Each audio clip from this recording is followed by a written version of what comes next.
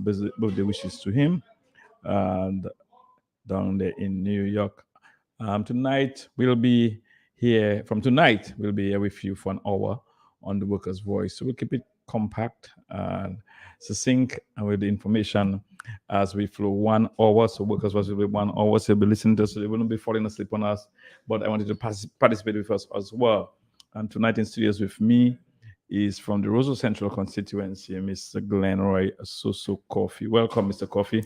Yes, good night, Sparks. It's a pleasure to be in studios, and good night to the many Dominicans who are always tuned in to the program. As we always say, it's an interaction between the Workers' Voice and the people of Dominica, both living in here and abroad. Let me just say hello to my partner, Warrell in New York, and he was joined by another good friend of mine, Kevin. So, Warrell, I know you are tuned in, and to the many Dominicans who are tuned in all over the globe. Let me say good night to Roseau Central. And by the way, Roseau Central extend the sympathies, to the families of Mr. Faswa Barry, who passed. And and let me say good night to the United Workers' Party executive and the members, and by extension, the wider public. To all Dominicans, when we are in this studio, it is our program, we take ownership of it, but we are Dominicans first and foremost. And we are communicating with Dominicans, and Dominicans have a right to call this program, irrespective to your support. But let us do it with good taste. Blue, I know your production is low. Your tomato production is low, but I will not attempt to harvest when I pass. So I will just say good night to you, and to everybody who was a constituency association. Let me say good night, and to everybody who is tuning in. Luge, I know you've been normal, but I know you're not there tonight, but we miss you, and I know that you're tuned in. Let me say to our political leader, good night. I know he's always tuned in as well, and to everyone who has an interest in Dominica for the better good of our country. I just hope that we are having that sense of urgency that we need change, and that change will come sooner than we expect, because Dominica is really going down a slippery road, and if we do not take control and take back our country, then I suspect it all will be lost for us. But we have hope. The good Lord is a good Lord. He doesn't give you more than you can take. And I know they are closer to the end, than we think. So, Dominicans, thank you and welcome tonight to this our program, The Workers' Voice. Yes, so that heat. Oh boy, that heat so. Well, if I didn't know better, I would say that the sun is getting closer to Earth. Boy. And I don't know, it now tells me that there is now an urgency for us to be more proactive with respect to preserving the trees to get some shade. And there's that old adage of the African proverb that says, it's not those that plant the tree that will get the shade, but for future generations, we will have to look at some preservation of what already there, and to look at expanding and to have tree planting and reforestation, right. And even by the riverside, and we need to have more buffers, more tree buffers, and so. And I know that there's a group who has embarked on a program around the city of Roseau in terms of along the riverside, planting flowers, and not flowers, actually trees, So I hope that in future they can go very quickly to bring some of the needed shade that we need and to cool the heat. But I'll tell you, it's not easy, and I'm just urging persons to safeguard themselves against the extreme and striking heat, because it's not really good, my brother. Remain hydrated and everything. Yeah. It's, moving from the heat, so we're going to talk on a lot of current issues tonight. We have a serious issue right now. We're in the hurricane season, where we had. It's very strange that we don't have that heavy rainfall. Yeah. But we have a serious problem for our electricity company in terms of providing efficient service to the people, public. What do you say about it? How can we deal with that situation? What that situation is doing for us at the moment? Well, yeah, it has been a public outcry, and sometimes I sit and I wonder what, is Dominica ready for foreign direct investments with respect to what is happening now? And because if we cannot sustain on the grid to supply and to sustain the Dominican populace, I wonder what it will, what a Dominica will be if you had an expansion of business enterprises. But let us say first and foremost, Domlec is responsible for the generation, production, transmission, and distribution of electricity. And as I don't know what obtains at their plant. What I do know is that Domlec has been running its operations with a number of old machines. Although in recent times, I think under the United Workers Party, they receive a number 6 machine, which was a Caterpillar machine. Yeah. Previously, they had a DSW that is very two old machines. And that, by the way, diesel powered, because Dominica, by the way, is both generates electricity both by 67% diesel power and about 43% hydro powered. So that is the status like this, and and Domlec actually serve the population of 90% of the population. So what obtains here is that the machines that they have, and I think sometime in 2002 they got a number 5, which is now added to the fleet of what they had. And what is happening is that the servicing hours, like 2,000, every 2,000 hours, they require servicing and oil and fuel. And so you understand what it takes with respect to maintaining the older machines and the more recent ones, although all of them are aging. The first set, the two I talk about, the DSW, that's about 40 years old, and even the ones that they got after that must be hitting by now 21, 22 years old, right? So what you find is that now, with all that is happening there, I don't think Domlec had an adequate plan to anticipate what is happening now so that they could sustain. And one has to wonder, if at all we continue to have expansion of communities, residents, where you have dwelling residents, and not only dwelling businesses, can we sustain that kind of behavior in terms of outages? No, I don't think we can do that. And so it is incumbent on Domlec to now look at the inefficiencies of the company and to try to really put things in order so that they can restore people's electricity in a safe way, in a consistent way, and in a continuous way. It is not very good. And one of the things I noticed too, Domlec still experience a lot of as I talk about the inefficiencies, let's talk about some of the lines that they have. Domlec still Domlec still has a lot of what they call metal lines out there. And if you notice, a lot of the cutting of the trees, most of the trees, they are not, they are not actually proactive as they used to be before, cutting the trees away from the line. And what happens during the rainy season is that when you have the trees actually interacting with the metal wire, what happens is that obviously you have electricity loss from that. When the trees are wet, obviously electricity go down there and it goes to the earth. Luckily, the scientific whole thing about it, I'm not going to detail of that, but that's what happened. So that's a little bit of loss for them. And the whole idea that they are dealing with old machines, diesel-powered machines, generators, I think they have some problems at their hands. And something, Sparks, that is very important that we have to understand is that I don't know how Domlec operates and what is their itinerary in terms of how they go planning to do their assessments. But what I do know is that in the dry season, Domlec would rely more on diesel-powered energy. So in the dry season now, you have all the chance now to ensure that you obviously in the dry season, you would have to reduce the flow or the generation of hydro, and you have more diesel powered. So I think they'll have to do that. But also in the wet season, vice versa now, in the wet season, what is going to happen is that you are going to use more hydro, and then you lessen the amount of diesel power that you require.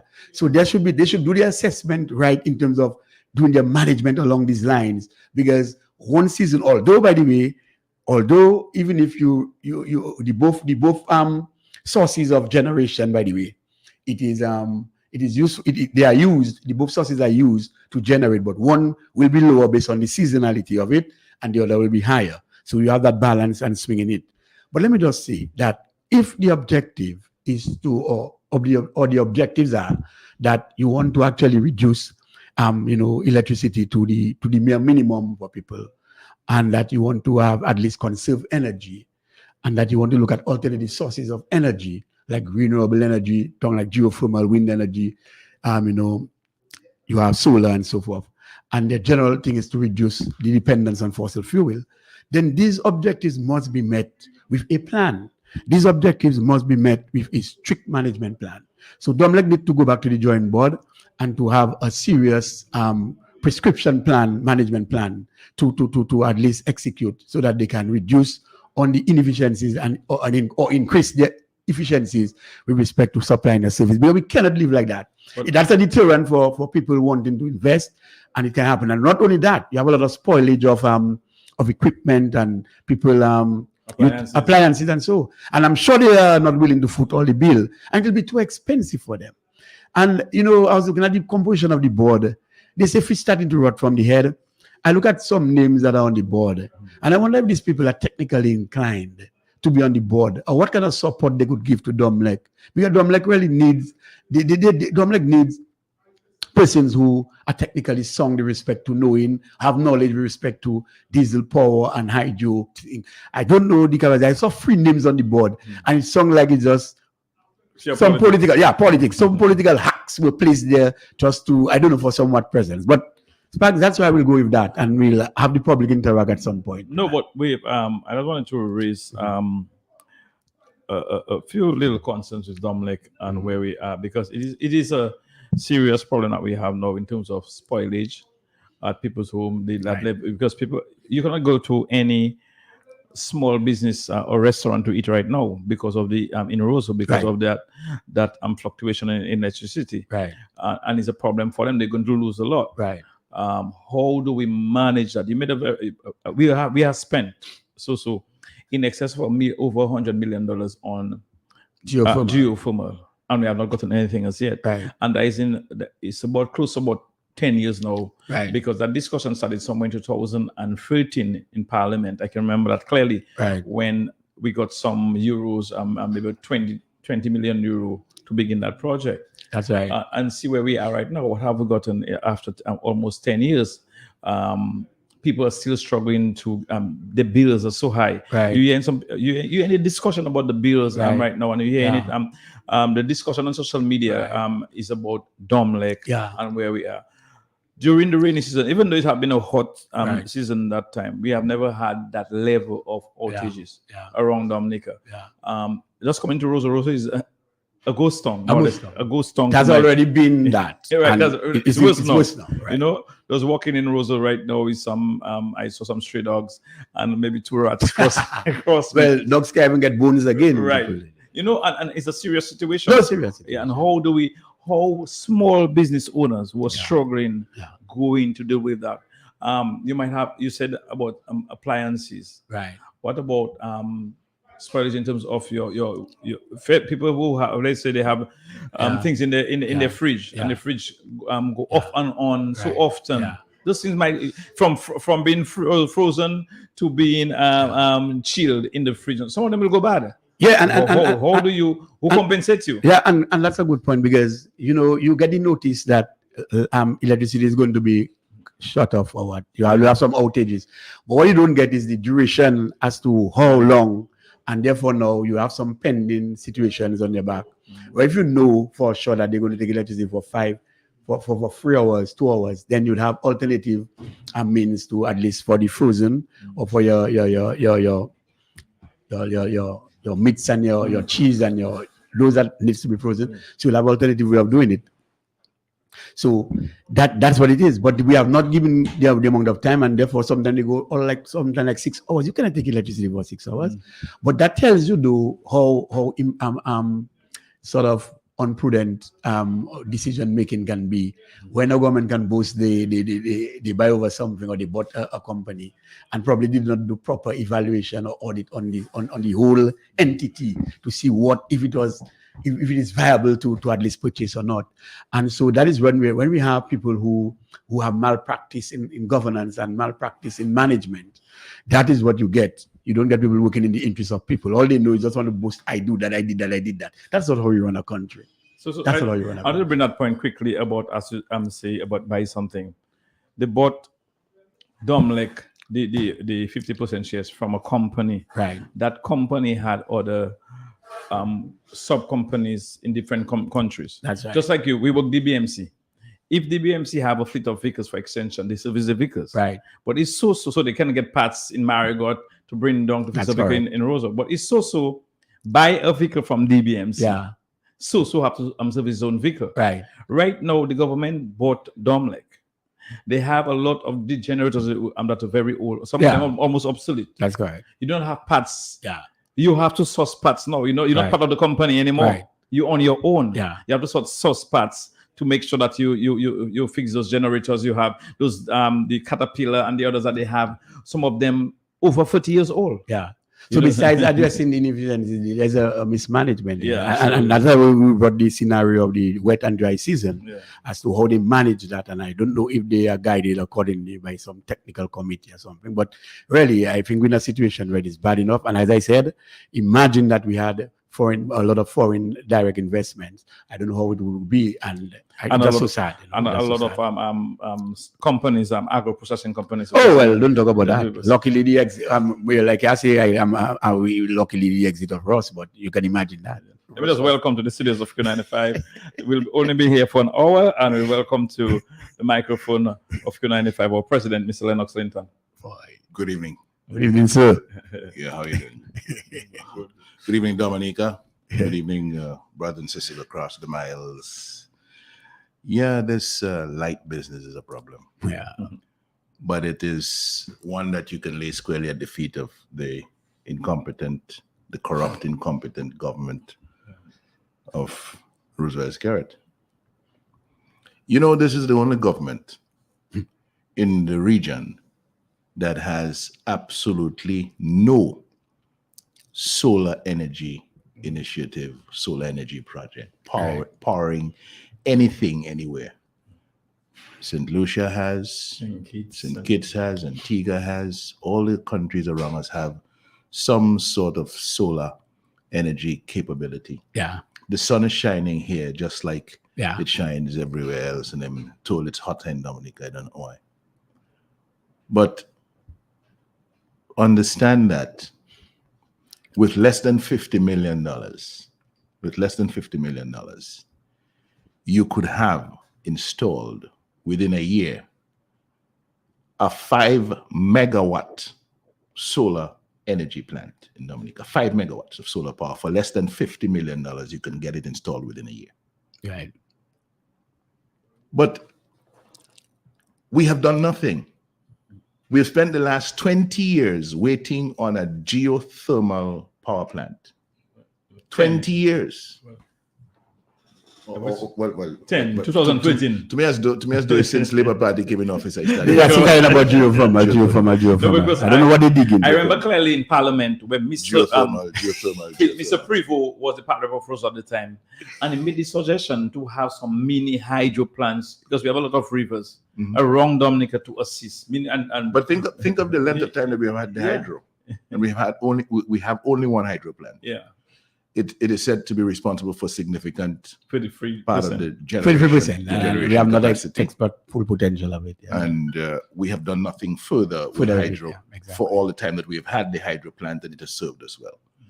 And even issues like reforestation that will protect the water sources and all of that, so that we can get better levels of water up in the heights up there. That's correct. Because now we're complaining. It is dry season. Right. It is 8 meters. Normally it is down to 4.6 meters. Everybody is, boy, we have a problem. We've been doing nothing about it for years. Yeah. And now think of this. $50 million. I just told you about $50 million. What is $50 million? $50 million is the house of dark secret rising in the middle of the city of Roseau. That's it. Okay. $50 million is much less than the principals of range made for themselves for the Kempinski Hotel built with passport money down in Portsmouth. Each of them made more than $50 million for themselves to put the Kempinski down in Portsmouth with our money. We have $7.9 billion sitting outside under somebody else's control. What is $50 million? Or even $100 million to give us 10 megawatts of solar power. And we have the land to do it. We have enough land all over Dominica to do. It is not like we have a land shortage. Right. So what has happened very simply, which is why we're where we are right now, is the government purchases Domlec. and the government say, okay, we have Dominic now. We're going to geothermal. So there is no need for us to be investing in any Wind and new equipment for diesel generation, right. fossil fuel generation in Domlek, because we're going to geothermal. So we will do with what we have still. But what we have is old. Some of what we have needs to be retired. Of course. Because there is a gap between now, where we are now, Right. and when you're going to get the Geothermal. 10 megawatts of geothermal up and running. And that gap might be 1 year, it might be 2 years, it might be 3 years, it might be 4 years. A gap of the unknown. So you are the leader, you're the manager. You have to be concerned about managing that gap. What happens to customer service for power, the energy service in Dominica between now and the time that you're able to deliver the 10 megawatts of geothermal renewable energy power? That's right. And that is the problem we have right now. And it's a very uncertain period that we're entered there right now. Because it looks like, from the way they're going, this thing is going to get worse before it gets better. Yep. And from where I sit, in terms of the resources available to us, the knowledge and experience that we've had with Domlek over the years, even with our local capacity, there is no reason why we should be in the position that we are in today. Because we didn't plan. Our only goal was to buy back Domlek. She has nothing about short term, long term goals. We have a gap between where we are right now, where the government was when they took over Domlek, and where the government hopes to be when they deliver the 10 megawatts of geothermal energy. And that gap has not been analyzed or managed. And that is why we are where we are. And interestingly, Honorable, you made a very good point with respect to solar, generation or some diversifying the alternative sources of energy. And one of which you mentioned is the solar. And in fact, if you go at Domlek Fokole, you would have noticed a sort of a solar panel field. And I understood that it is not even in operation, because that in itself could have helped the auxiliary aspect of Domlek in terms of taking care of the air conditioning, could take care of the fan to run the turbines and so, and even lit the office and do certain things, help in terms of the mechanical workshop and so. And remember, that which is saved now could be sold to the public, it would be excess in a sense. And even that, they failed to put it that little field they have there. I'm talking about the solar panel field. That could have helped them in terms of the auxiliary runnings. But that's just one of it. But I want to say too that I cannot understand, for all these years, that that you're running hydro on 33%. We have not explored the full capacity of hydro. And everybody thinks it's impossible to sort of redefine doing and increasing. The Honorable Linton just made the point about the reforestation program, and where you could build, your tree resource to get to help conserve water. So you build your water resource, and then you expand gradually. But some people feel as if that they don't want to rely as with an old thing. And by the way, when we talk, people say we criticize. It is years now we're talking about geothermal, and we've heard that even the excess will be transported to Martinique and Guadeloupe. We don't even a matchbox size has not even been lit. But you're talking about exporting excess to Martinique and Guadeloupe. We must get serious in this. But let me just make a fast point before we must get serious in this. We move this time. The government in recent times, let's say in the past 10 to 15 years, the government has built some massive structures that come into Dominica. Right. In terms of hospitals, the Windsor Park Stadium, the President Building, the health centers. What have we done? Have we seen any solar panels on this building? None. Right. Zero. So do you see where we are already? Right. So majority of our school, our public building should have been run by solar. Yeah. Although another thing as well, we do not utilize our professionals. Right. Yeah. Bevin Roman. I said Bevin Roman. Bevin Roman was a pilot. Bevin Etienne. Right. From the Dalis area. Right. He's an expert on wind turbine. Yeah. and renewable energy, how we utilize that individual and others who can make their skill set available to the state, that we can move forward. We have not done that.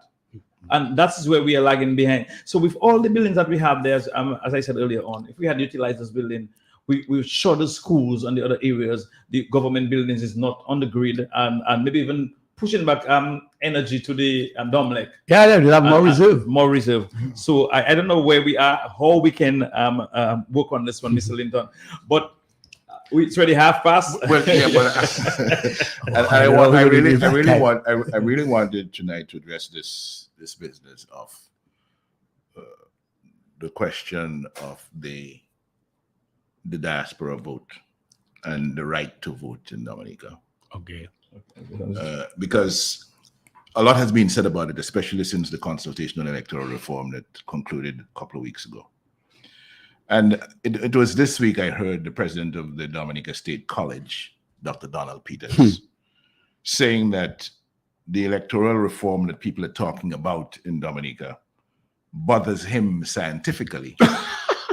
Because, and I'm quoting him here, the opposition is running on a concept that is so scientifically wrong that if they can prevent people, disenfranchised Dominicans from voting, they can win an election.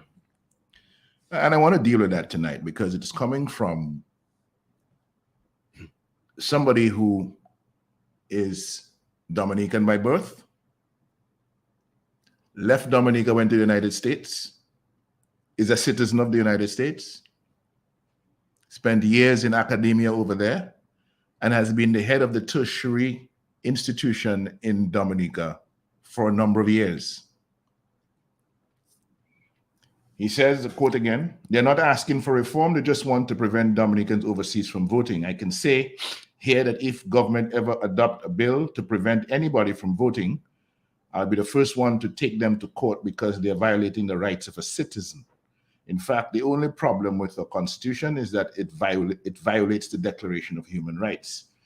This nonsense about you have to come every 5 years, they should take that out. A citizen is born with a right to vote in his or her country, and you cannot take that away. You cannot take him off a list.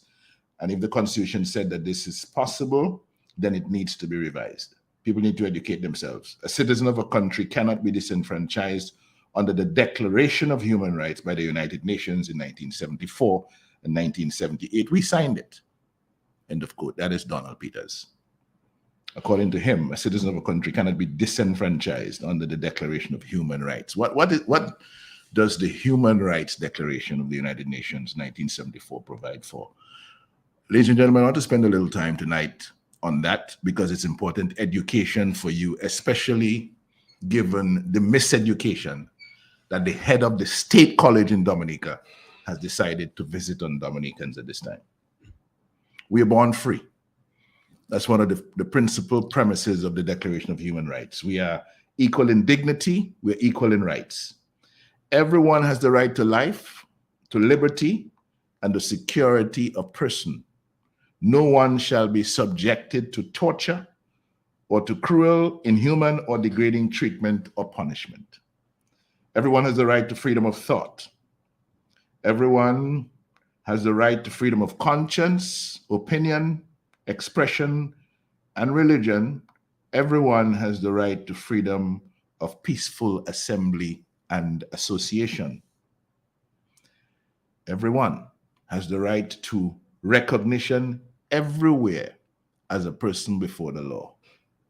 All are equal before the law, and all are entitled without discrimination to equal protection of the law. All are entitled to equal protection against discrimination on the grounds of race, color, sex, language, religion, political or other opinion, national or social origin, property, birth, or other status. Everyone under the Universal Declaration of Human Rights has the right to justice from the legal system for acts violating the fundamental rights granted by the Constitution or by the law, and none shall be subjected to arbitrary arrest, detention, or exile. Everyone has the right to privacy. Everyone has protection under the law for attacks upon his or her honor and reputation. everyone has the right to freedom of movement and residence within the borders of each state. You can live where you want. And everyone has the right to leave any country, including his own country, his or her own country, and to return to that country. So you're Dominican, you have a human right to leave if you want, to go and live somewhere else, and to come back if you want, whenever you want. These are human rights. Everyone, every man and woman, full age, without any limitation due to race, nationality, or religion, they have a right to get married and to build a family. The family, under the Universal Declaration of Human Rights, is the natural and fundamental group unit of society and is entitled to protection by society and the state. Everyone has a right to own property, alone, as well as in association with others. Every person on this earth has a right as a member of a society somewhere to social security and to the realization of the economic, social, and cultural rights indispensable for his dignity and the free development of his personality. Everyone, and this one is important, everyone has the right to work, to free choice of employment, to just and favorable conditions of work, and to protection against unemployment. Everyone without discrimination has the right to equal pay for equal work. Everyone who works has the right to just and favorable remuneration, ensuring for himself and his family an existence worthy of human dignity and supplemented, if necessary, by other means of social protection. Everyone has the right to rest and to leisure, including reasonable limitation of working hours and periodic holidays with pay. So you see this thing about the work week, 40 hours? 40 hours. A week, and your time on the weekend where you rest and you relax and you're prepared to go back to work the following week. That's a human right. And so you get concerned when you hear about the plight of doctors at the National Hospital working some unreasonably long hours that encroach on the ability for them to maintain their oath, the Hippocratic oath, first to do no harm. The rights also include a right to a standard of living adequate for the health and well-being of oneself and the family, including food, clothing, housing, and medical care, and necessary social services, and the right to security and in the event of unemployment, sickness, disability, widowhood, old age, or other lack of livelihood in circumstances beyond his or her control. Motherhood and childhood are entitled to special care and assistance. All children, whether born in or out of wedlock, shall enjoy the same social protection. We have a thing in Dominica where social protection is a political thing.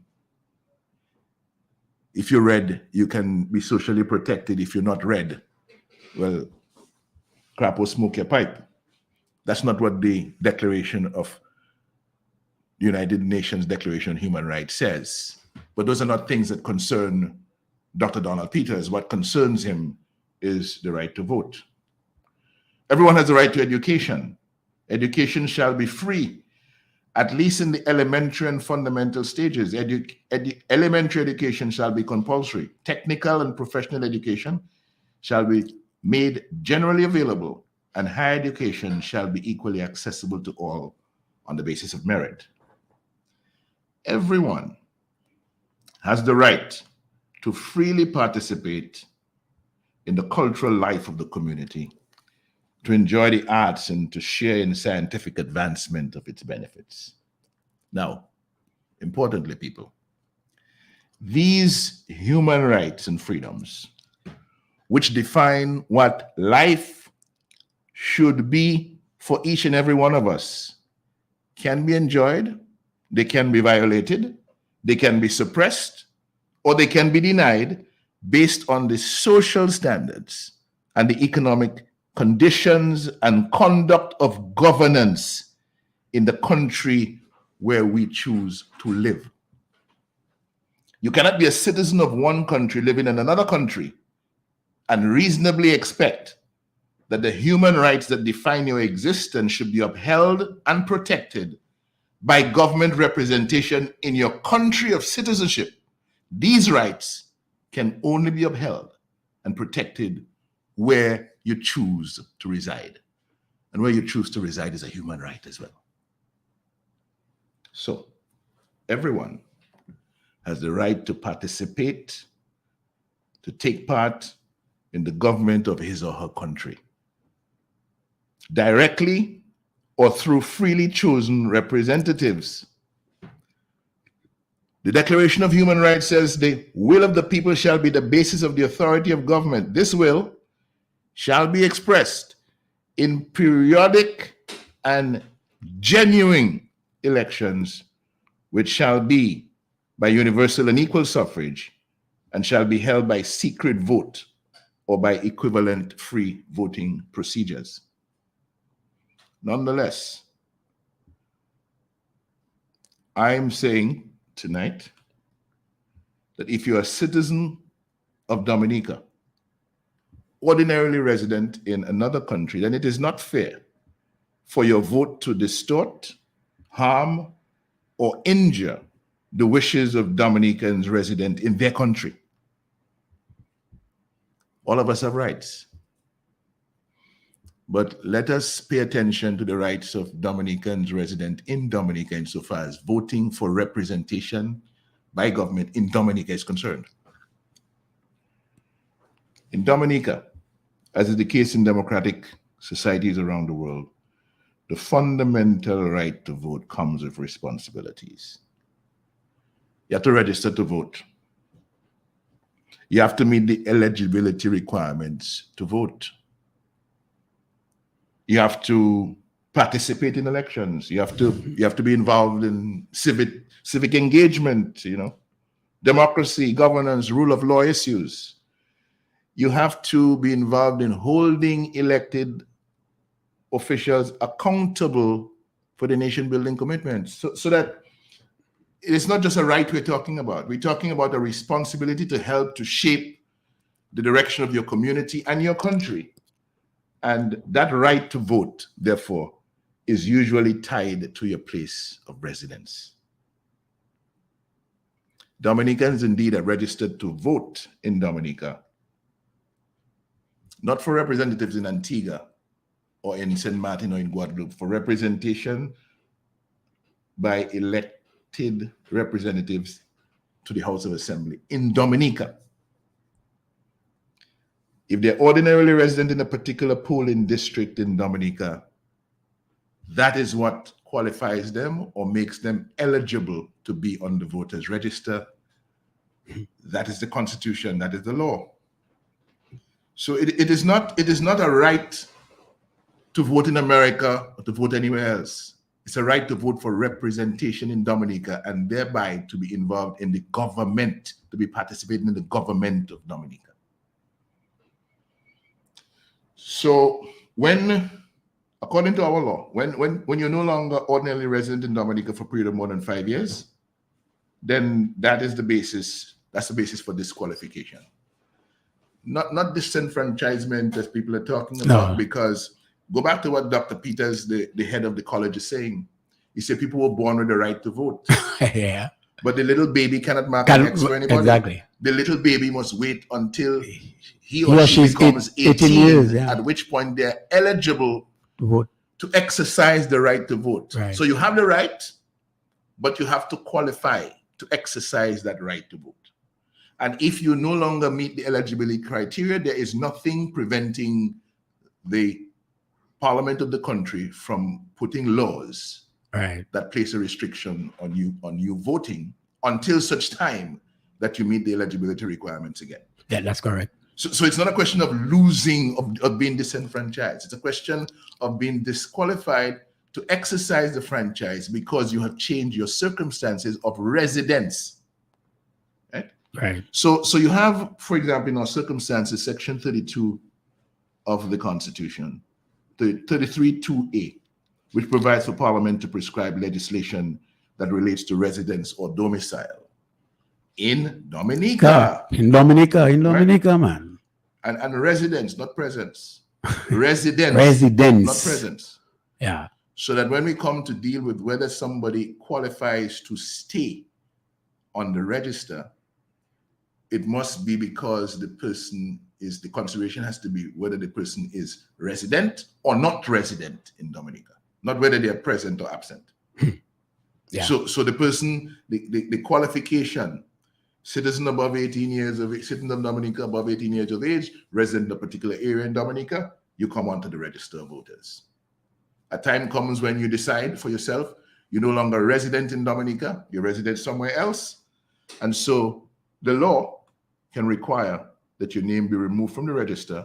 And there's nothing unconstitutional about that. There's no breach of the Universal Declaration of Human Rights, as Dr. Peters is trying to suggest. It is arrant nonsense to suggest that in any way, shape, or form, because the right to vote, which belongs to the baby that is just born, right? But who must wait until they're 18 to be able to exercise that right to vote? What you're saying, you before the person got 18 and they couldn't vote because they were 10 and couldn't vote, that their rights were taken away. Yeah. When the law provides that people who have been involved in certain kind of criminal activities will not be able to vote for a certain amount of time, so they're disqualified from voting for 5 or 7 years. What do you say, that's unconstitutional? It's interesting that some big men, a doctor, can compromise his integrity and compromise his professionalism to talk nonsense. By the way, why does he have to wait for new legislation to take action? As we speak, what obtains in the existing law? Yeah, so it says that now. Exactly, just sue now. Just go and stand up with a placard and go write the electoral commission, sue the electoral commission. Because the laws, Peters, I'm going to tell you tonight, I have no time to waste on people who are bent on compromising their professionalism, because for years in the present situation we have the electoral laws that this situation whereby if one has lived out of Dominica consecutively or continuously for 5 years, the name has to be struck off. Why you don't act on that now?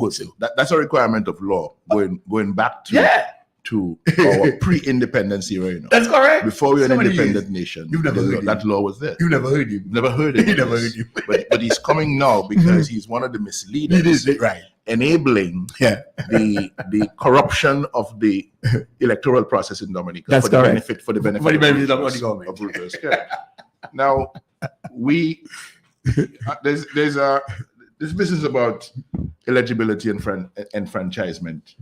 They're really related concepts in the context of voting and civic participation, but they refer to two different aspects. So eligibility refers to the criteria or the conditions that an individual must meet to qualify for the right to vote.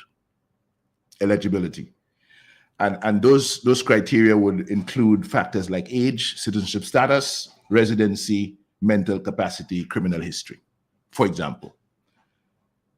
And in many countries, eligibility to vote requires being a citizen of a certain age. So in our case, it's 18 or older. You have to be living in a certain area and so on. Enfranchisement now refers to granting or restoring the right to vote. So enfranchisement means you're granted the right or you're restored that right to vote to individuals who meet the eligibility criteria. It is a process by which someone gains the legal right to participate in elections and have a say in their government. So in summary, eligibility defines who is legally qualified to vote based on the specific criteria. And enfranchisement is the action that grants or restores the right to vote to eligible individuals or groups, often with the aim of promoting equal and fair participation in the democratic process. So now, a lot is has been heard in recent times about this 2019 Canadian Supreme Court case, where it was ruled that Canadians living overseas for more than 5 years should not be barred from voting. And the main argument cited as to why the decision was taken was that, quote, revoking the rights to expats has been found to be arbitrary and not backed up by any kind of evidence of harm to the resident population that live in Canada. End of quote. And for the record, the overseas Canadians that were eligible to vote in 2021 was 36,000. The population of Canada at September 2021 was 38.25 million, right? So you see it's way below 1% of the population. And there were 27.5 million on the voters list. Now, in Dominica, we can definitely say that our diaspora vote causes harm to the wishes of the resident population, right?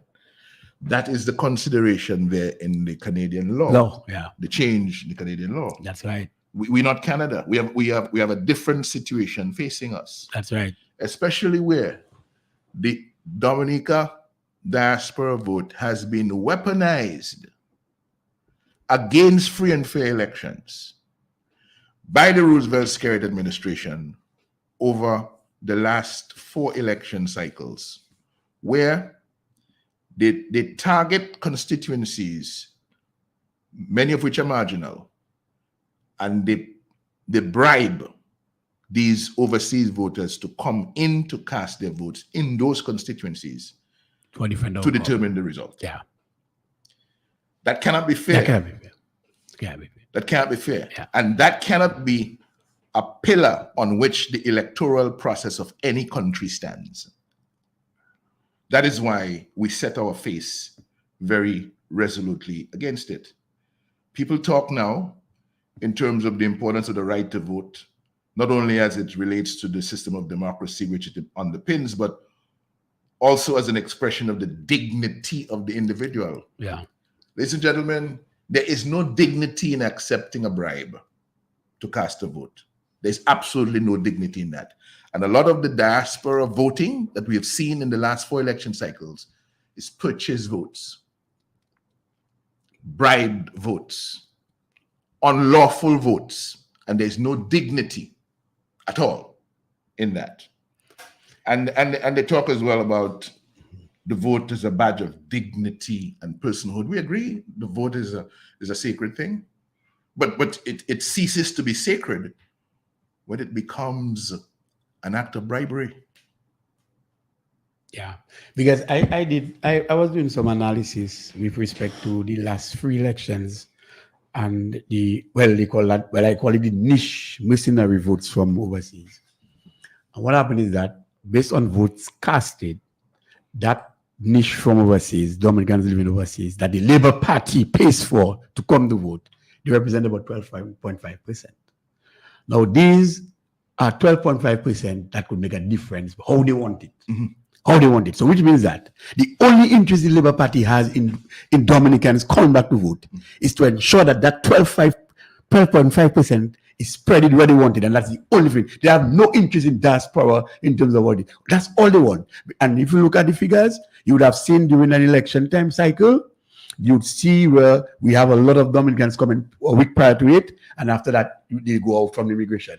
Something like between 5,000 to 6,500 voters come every election cycle to vote for the Labour Party. That represents, in terms of vote casting, 12.5%. That's alone their interest. They didn't come in 2022. They didn't come in 2022. I don't know why they didn't come in 2022. I don't know why they didn't come in 2022. They didn't come in 2022. So it's wrong and it must stop. That must stop. Good. Now, where do the majority of these diaspora votes? Yeah. Yes. Where did the majority of the diaspora votes come from? They come from the United States. Yeah. Right? Yes. Good. Many of these brothers and sisters of ours have exercised the human right to take up citizenship of the United States. Yeah. That's correct. They're citizens of the United States. Right. And to become a citizen of the United States, you take the oath of allegiance. Right. Here's the oath of allegiance Right. I hereby declare on oath that I absolutely and entirely renounce and abjure all allegiance and fidelity to any foreign prince, potentiate, state, or sovereignty of whom or which I have heretofore been a subject or citizen.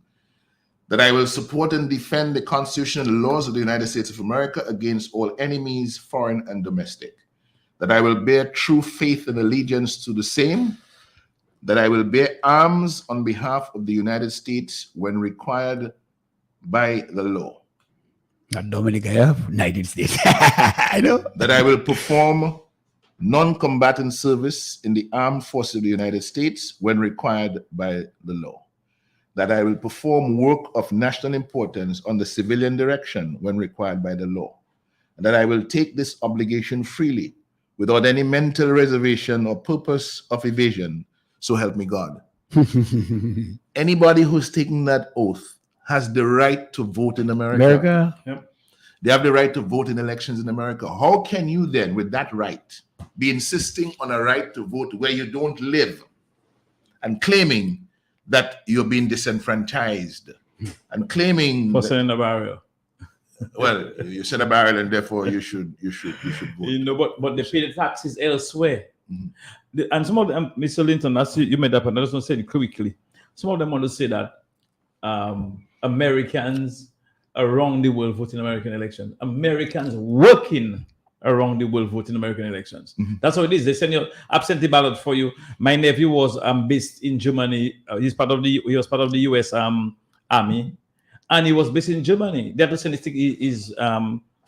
his ballot for him to vote in Germany. And they're saying about absentee ballots, send their ballots for them in the United States. I mean, it's so ridiculous when you know people should know better. It is disingenuous. I mean, and Donald Peters, because again, of all people pushing that nonsense. Again, there is evidence that there is no harm or injury or prejudice to the wishes or the votes of the Dominicans resident in Dominica by resident. Well, there is no evidence of any harm or injury or prejudice to the voters of America resident in America by those absentee ballots being cast. We have a totally different situation in Dominica. Totally different. And people must be respectful of the rights of their brothers and sisters who actually reside in Dominica. Because when the circumstances hit us, for example, the gas prices we have to pay right now, the blackouts we're enduring through Domlec, the lack of proper healthcare services, our health is under stress, our wealth creation is under stress, our strength to succeed and survive is under stress. That is our reality. It's not yours. But And as a result of this inept government. As a result of this inept government. But also, see that Mr. Green had a situation in maybe 2000 or 2005 where he won by maybe 74 or 22. And then next morning, the next day he lost by 1 to Pete Peterson. No, not 22, 20 something or 40 something. Then you had in Castle Bruce in 2005, Leonard Newton won by 22. right? And after maybe 23 or 24, And we only get that counting. yeah, the final count, he lose by 1 to Lauren Barnes. 21 final. But all that is unlawful. You know. One final count. The law provides for final count. Yes. Or final count. What they have turned that into count until you get the result. Result. Grand Funk. Thompson Fountain won by 3 or 4 or no 11 Yeah. and lose by 1. Yeah. Pharaoh lose by about 13. And they had 2 busloads or 3 busloads that come in. These guys know what they want. These guys doing that especially, and they are wicked and calculated, but that will stop. No, and that is where That has to stop. Put on the foot. That has to stop. Let me give you an example. If you look at the history of Roseau Central Right. between Mr. Norris Prevost and Charles Savoy, going back, not more than 10 votes, The not margins separated have them. always been small. Right, exactly. Right. The only person that won by 60 something votes was Joseph Isaac. But so I'm one beat you by 171. 196. Imagine that. Just imagine that. And people don't want to understand this dynamics. In St. Joseph, you have, if you look at the history as well, Doreen Paul and Vince and Will Mitchell and all the others, the votes, it was very close. Yeah. You and Addis just came in and beat Monel by 300 and something votes, maybe 400 and something votes.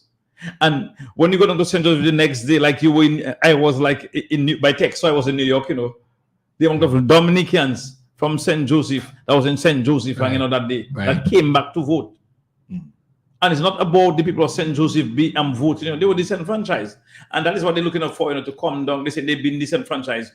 As Mr. Linton made a very important point, you took your oath of allegiance to the United States. That's why you vote. That's why you're working, living, paying your taxes. And voting. And you're voting. And that's why we have said all along that the registration should take place in Dominica, because they spent money on a report that's stating to them that to open registration centers in selective areas. So who's disenfranchising? But now, here's the danger. Here's one of the dangers. We'll take a few minutes. We need a few minutes. Mr. G is listening, and I'm sure he wants us to come to a logical ending to our discussion tonight. Good evening, sir. How are you doing? Now, remember that in the last couple election cycles, about 40,000, between 40 and 42,000 people in Dominica have been voting in elections. That's what the results show. Yeah. Okay.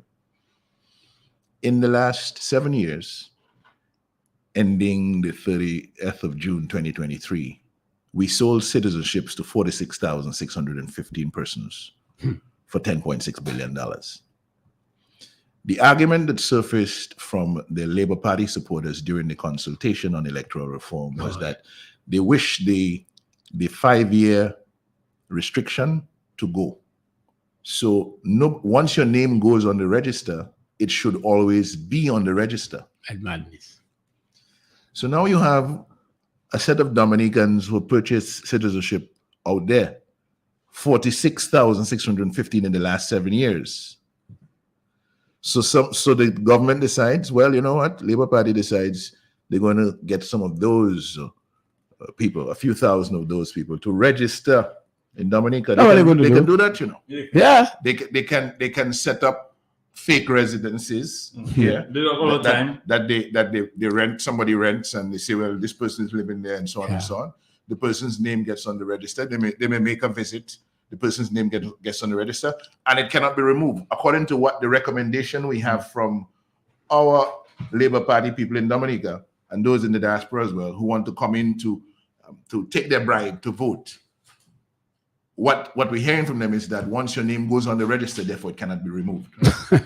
So the Dominican who lives overseas, has purchased a passport, who's never come here, can find some clever way of getting on the register facilitated by this corrupt government.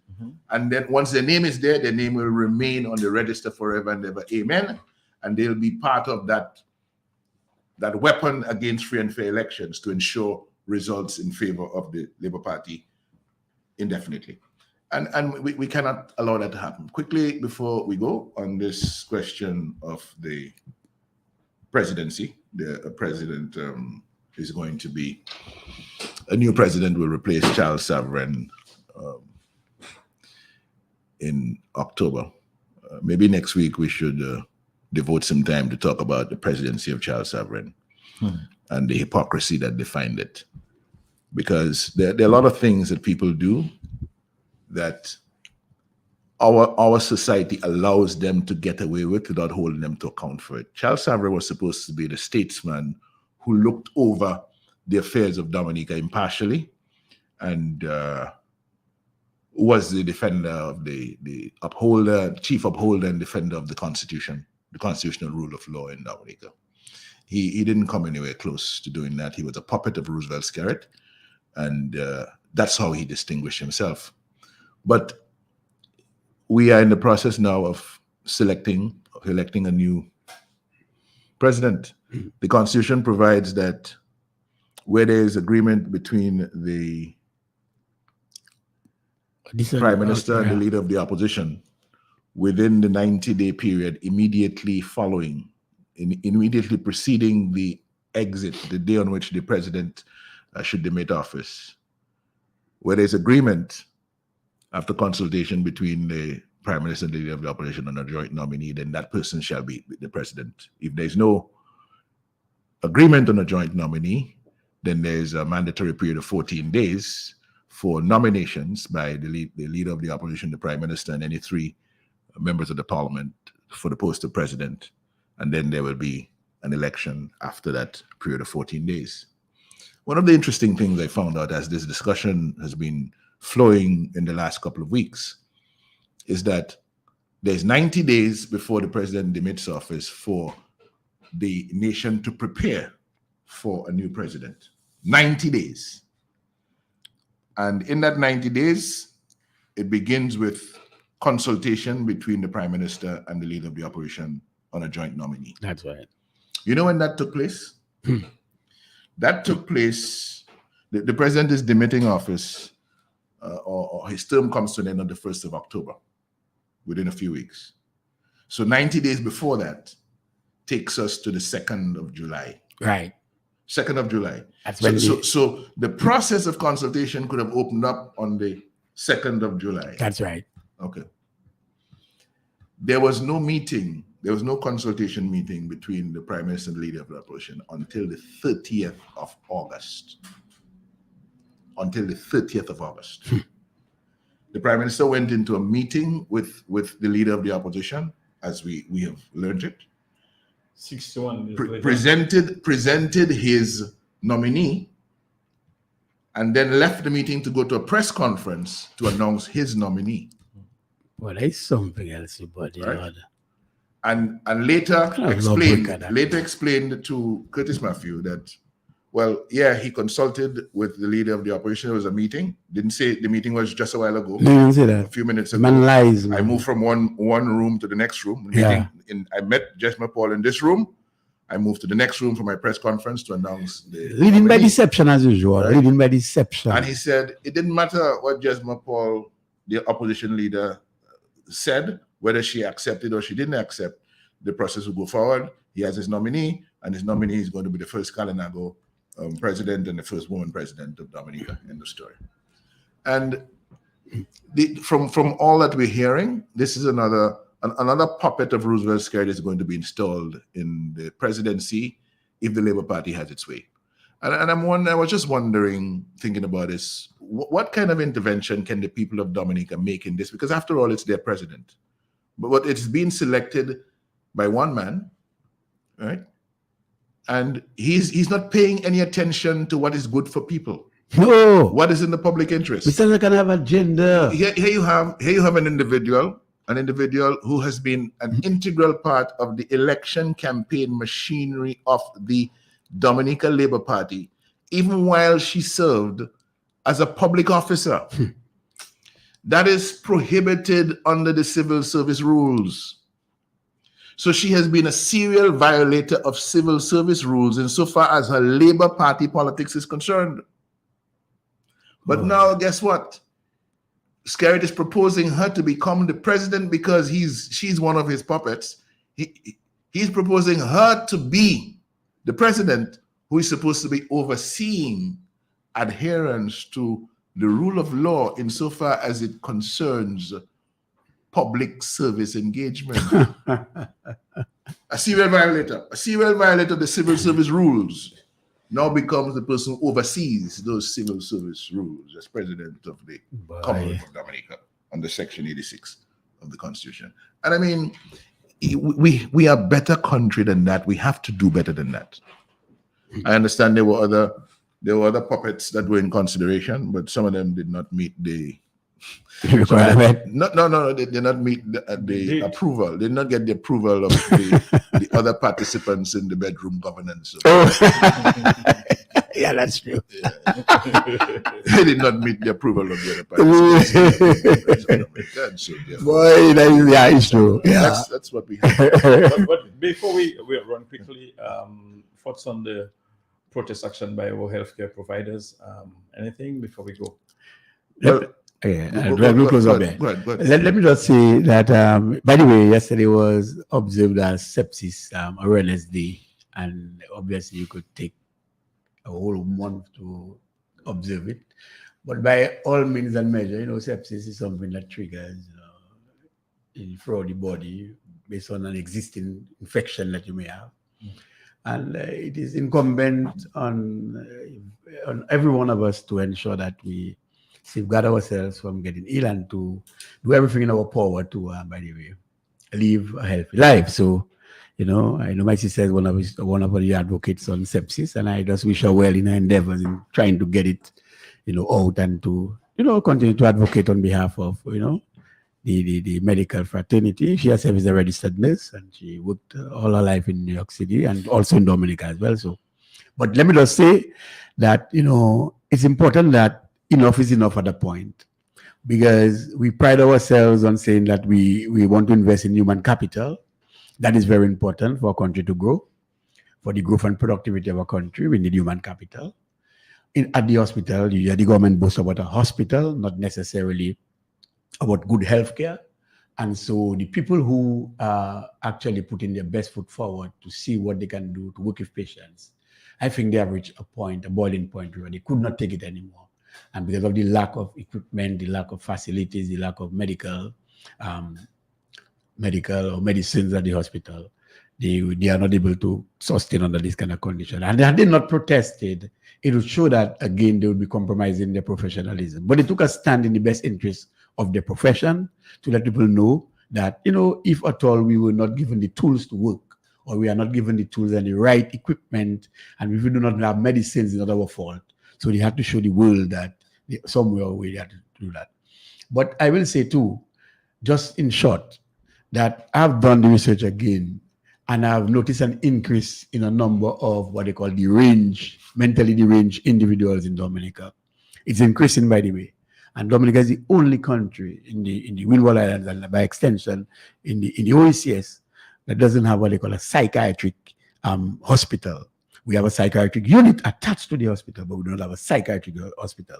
And we have other countries in the Caribbean who have, of course, they have a psychiatric hospital, and plus they have units attached to the hospital. So I think that is one of the areas we have to go, but I think we'll explore that in another program. But that is what I really want to say. And I want to say that I'm in solidarity with the medical personnel, medical people, because you under no circumstance that someone should work without the right tools, because they will not be able to produce, and they will not be able to be productive and to get the desired result that they so desire.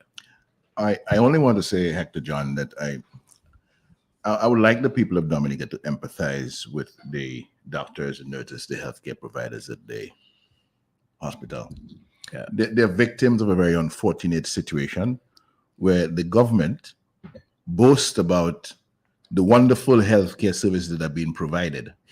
But in reality, these are the individuals, the healthcare providers are the ones who are under stress, trying to do impossible things to keep healthcare up and running in Dominica. And it is time for the government to listen. Yeah. This evil of McIntyre, a doctor by profession, repeatedly when he was Minister of Health, lying, misrepresenting, and basically tricking and deceiving the people of Dominica insofar as the state of healthcare is concerned, painting a picture of utopia when he knows well that that is not what was happening. It has come to a situation that is intolerable for the medical practitioners and something that needs urgent attention. I do not expect that the government will want them to deepen this protest action or to go further with it. It is time to step in and make things right. Right. Yeah. You do not have enough providers of healthcare services. Stop saying that you have enough. Right? You have the people under stress, working on reasonably long hours. It is going to affect their functioning. They are sworn to do no harm, but you're placing them in impossible situations that compromise their oath to do no harm. Yeah.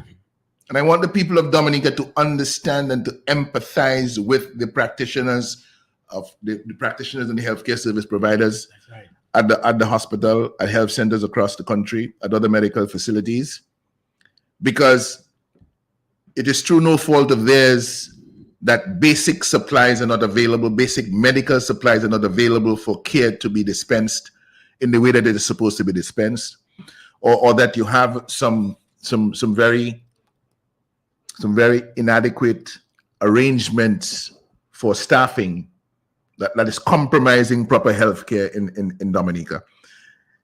The situation is intolerable, and rather than make excuses, the Minister of Health should sit down tomorrow with the medical board and do what needs to be done. They bloody well know what needs to be done. Nobody needs to tell. They know what needs to be done. I heard some foolishness earlier this week where doctors, somebody was indicating they were told, well, tie their waists. Tie their waist for what? Tie their waist because, it's like, well, no help is on the way, so tie your waist. It's just more, you're going to be under more pressure my God, man. This guy to get more things done, and so on, tie your waist. And really and truly, this is intolerable, Hector John, and I am saying that the government should waste no further time in resolving this matter, which is easily resolvable. This is a money. It's not that we don't have the money. All the money with the 7.5, we're a country with $7.9 billion of our money sitting overseas under somebody's control. Tell Roosevelt Square to bring the money into Dominica, fix the healthcare system, fix the power, the energy system, fix our infrastructure. Give us back our healthcare, our wealth creation capabilities. Give us back our strength to succeed in Dominica. Let's go back to country. That's where we're heading. Let's go back to country. Mr. Linton, I beg to differ somewhat. They will not do anything like that. They just need to give us room. Give Dominicans room.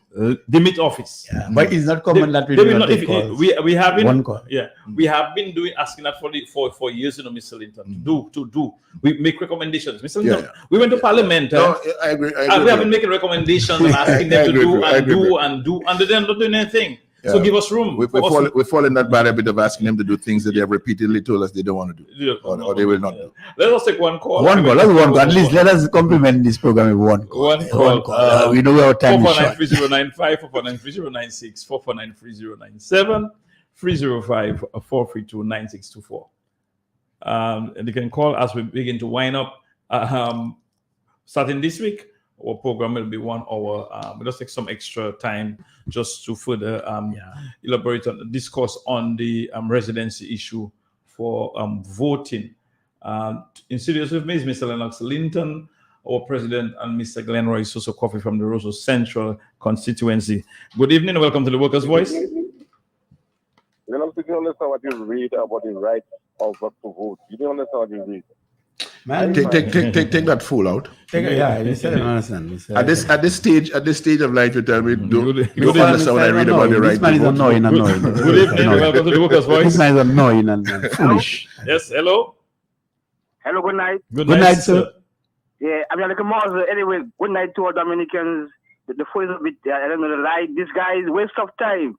People of Dominica see light. It don't light nowhere in the country. Scared bought Dominic for $20 million.